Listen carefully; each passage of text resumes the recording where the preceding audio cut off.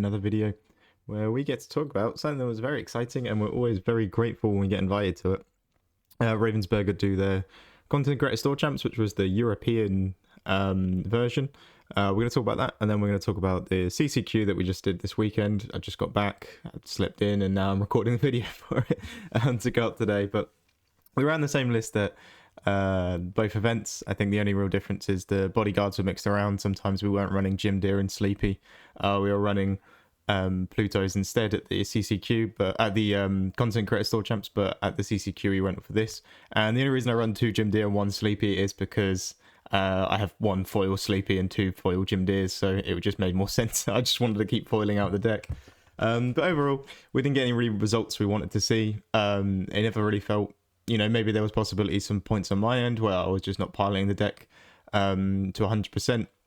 I felt there was a few things with like the matchups weren't exactly what I wanted to see. And sometimes as well, just all little things like that. But overall, I think on a good day, on a good run, it can really well perform. You're still seeing other players like Sky and Lizanne as well. Like loads of people were top 16ing and stuff with the list over the weekend. So it is still a very good list. It just, unfortunately for me, didn't really work out in my favor. And I'll go over the Content Creator Store Champs, which was great fun. Really excited to talk about that and see everyone that's going to be doing their store champs as well. I think they start this weekend. So from the point of this video being released on Monday, you can start doing store champs again from this weekend. But we went in, I think we got 3-2 in Swiss, and it was about 32 people in there. And the interesting thing was we got 2-0s, 3 wins were all 2-0s against, I think it was Purple Steel, 2 Purple Steels, and I can't remember what the other deck was, sorry. But I think it was 3 Purple Steels actually we got 2-0s on, which was really, really great. And it's kind of like that matchup that people say they don't really want to see very much, but we were sort of very fine seeing it. I think you can still win that on the draw very easily. And the 2 matches we lost was 1-2. We went 1-2 on the draw versus 2 mirrors, and I kind of went away from that going, I really dislike this mirror. I don't think it's the most fun in the world. It felt like I didn't really have any avenues in, even when I was sort of playing as doing everything as possible as I can. I was either focusing on Rhino shifts, focusing on Troubadour, singing strength, all those things. It was great, we stabilized, we got some leeway here, and they would just play a dock and go wide and be like, well, I'm at 17 lore, and yes, you have stabilized, but now I'm probably going to win the game because you're out of strengths, you're out of fire the cannons. And that just kind of felt not great for me. I didn't really like not having the tools for those things. So actually, another change as well we did from the Content Creator Store Champs was we put Lilos in here. We put 2 Lilos in there, and it kind of felt like a pretty good card whenever I tested it. Good in the mirror because you've got, you just want to be able to trade up. Sometimes you want to be able to build boards and even make the decision on trading, like attacking their board because you're not going to win in X amount of turns, or being able to just fully quest out and you can just ink the card. So it felt pretty good there. It had some moments versus John Silver as well, where when they John Silver buff something and they think, great, I'm going to get that Nala for free, and you play a Lilo down and you buff up like a Doc and some other 1-drop weenie, like a Rhino or an Aurora, and you take out the John Silver pretty nicely there, or you take out whatever you need to take out. So it all around felt like a fairly decent card. It felt like a bit of a surprise factor as well, like Lilo kind of got forgotten about. You only really imagine it in Purple Steel these days. So yeah, all around that day it felt like I think I just needed the right conditions really, or that just wasn't my run, so I can't really beat myself up too much about that. And also the Content Creator Store Champs, we're all there really mainly to just have fun. It's a very enjoyable experience, and I know like a lot of people, I'm very grateful that I get invited and I get to go and talk to everyone. I know a lot of people who would like to go as well, and like just it's always great to talk to other content creators, plan out ideas for things, and just catch up with people in the that little sphere and that little realm. So it was just a really good day out. We usually do a quiz. The quiz was skipped though because we had the European special with like 32 players in there, and we just basically didn't have time to do a quiz or anything fun like that. But it was a really good experience. They had a puzzle going like they have done in past Ravensburger events, where they'll just get a big like huge puzzle out and tell everyone like kind of complete it for the end of the day. I believe it did get completed. We'd gone home because it's a bit of a fair trip from us from London, so we'd just thought, well, just get half our day back then. after Swiss was done. But yeah, it felt like the list was pretty fine, pretty good. Like maybe I just really it's also not a room that's very heavily like there wasn't going to be a lot of Blurple sweats. There's going to be some people enjoying green blue and Blurple, and of course Amber Steel. There's a few Amber Steels in there, but it's not the sort of sweaty room where you're going to go and say, "Oh, I'll bring Amber Steel and farm like 5 Blurple players." Like that just wasn't going to happen. So I felt like that was I felt I didn't lose faith in the deck. Like I felt I could pilot this to some sort of win. So we took it to the CCQ, and the day just the venue was a strange one. It felt like it was a bit overbooked for what it was. But it sort of felt like I've been in far worse store places to play different events and stuff. So it didn't feel the worst in the world. But we got kicking round 1, and it was lovely gentleman from Ireland, I believe. And I was just on the draw versus green blue. And, you do all the things you can. You try and play around the under the seas. You try and peat. You try and stop all the shift lines. I had one play where I think I could strength either something or a Basil, and I strength the wrong thing. But I think I played it out from my head throughout the day. I sometimes play out plays where I lost that round 1. But I play out like lines and stuff of what happened. As I think, to be honest with you, with the amount of under the seas and the fact that they were just ramped to the John Silver, it didn't really matter too much. Like that was the misplay, but it was like I don't think overall it was impactful enough to say I would have won that game if I did something different. But yeah, it started off rough with that, like, and it was also a really like we saw the data afterwards, and half the room was Blurple, which was great.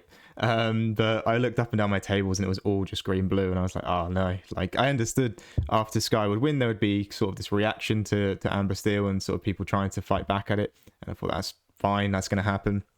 But with that amount of green blue, it was just quite an overwhelming amount for me. And we went to the round 2, and I was like, okay, I think you needed a 7-2 score to go for it. So we were just playing for that 7-2. Or we only had one loss. Like round 1 loss, you never really beat yourself up too much for that. We went into round 2 and we played against Reese, who was like second in Lille, very amazing player. And I was like, he was on Blurple though. I was quite happy with that. Lost the Dyro. We managed to go 2-1 against that, and I was like, great, the deck's doing the thing I want it to do. It beats Blurple, and then if we hopefully, if we ever see a mirror, maybe this Lilo that I'd put in this list will come into effect and be useful. And I was like, oh great, it's done its thing. And then the next round, it was a lovely player. I've played against her a few times locally at store champs and stuff. Always quite positive. I was on Ruby Amethyst and just absolutely cooked me. It was interesting. It was like after game 1, she was running the Mulan shift package and managed to get the Mulans out. Like 2 of the 1-drops into the shift line as well. And it was like I knew she had the shift because of the Daisy, and I was like, I've lost this game. And I suppose after game 1, I was like, I know I've lost this set. So I was just sort of trying to chat with her and go like, oh, what's this like? Because Ruby Amethyst is such an interesting list. I think it's on a lot of people's minds that it's going to be like the next big thing, and it'd be lovely if it could be the next big thing. I'd really like to see that. So I was just asking questions about it really, because I was like, oh, I know this game too, I'm going to get cooked. It's like I'm gonna get smashed. So and then the game 2, exactly the same thing. The Mulan shift was out, locking out the board. I had no way really to stop it. Like I kept strength. I couldn't find another removal option. I mulliganed like 6. I was just like, I just need to find other things that remove this shift line really. And then it managed to build up a board, and it was just over before it began, really. So that was kind of rough, and I was like, okay, one more and I'm out. We play another Blurple, and that was fine. Like, again, that was a 2-0, and I was like, great, the deck does what it wants to do when it sees the matchups it wants to. And then we played into, what was that after that? I can't remember, Purple Steel. One of the players, I think Justice's friend, I always forget how to pronounce their name. So I'm really sorry about that, but I think it starts with a B, and I'm going to guess Boona, but I could be wrong. And they seem nice. Yeah, it was a Purple Steel matchup, and it was on the draw, and it was just, game 1 on the draw. Effectively, they just get to do their thing. We get to do our thing, and they usually come out on top. It feels a very 50-50 matchup. Game 2, I'm on the play. I did my thing. Tiana, strength, quest out, get to win the match very effectively. Game 3, fight for a little bit, and then ultimately, it's just didn't feel like it was good enough. We're muddling. We didn't find a Tiana in that game 3. I think we found the Troubadour, and we actually ended up having to like bricked on strength. We drew like 3 strength, which is great, but when you got nothing on board and you're having to ink to play stuff on the board, strength is not great to have like 3 of them in your hand. So we ended up losing that one, and it was like, okay, this is just not my day. It was awesome to see there was loads of Amber Steel. I think it was 55 Amber Steel. The conversion rate, I'll admit, is not the best for this deck. I'd seen in prior events, I think it had the lowest conversion rate of any deck. And when I say that, for anyone who doesn't know, it's just the bigger mass of people. So if 55 decks turn up and 4 of those decks manage to make the top cut, that's, you look at, there's a percentage for that to calculate the conversion rate of how many people converted from day 1 to day 2 and are still playing. And it looks like Amberstill's always got like the roughest of them all. It reminds me very much of decks I've played in other games, like in Pokemon there's like a Miraidon deck that was very aggressive, and when you saw the matchups and you saw what you wanted to see, it just carried you all the way into the day 2, and then you did really well. There's a deck I play in One Piece exactly the same called Betty. It was kind of brought back into the meta to take advantage of these very heavy ramp aggressive decks, and when it saw what I needed to see, it went really well. It feels like, for me personally, I mean, I don't want to disrespect the deck. I think the deck's amazing. I think it's still very strong to pick and very strong choice to bring. I'm pretty sure it'll do very well in Bologna, and we'll still see loads of it in the top cut. But for me, it feels like the margin for it performing very, very well was at a good spot before Sky 1, and then after Sky 1, it's like, people bring in dogs just to counter out Sea Dogs. There was loads of Sea Dogs in Stockholm, I believe. And of course Green Blue is bigger as well. Like a majority of the players I talked to on Green Blue are like, oh yeah, I just basically don't want to get smashed by Amberstill, so I didn't bring my Blurple deck, I brought my Green Blue deck. Which I thought was really interesting.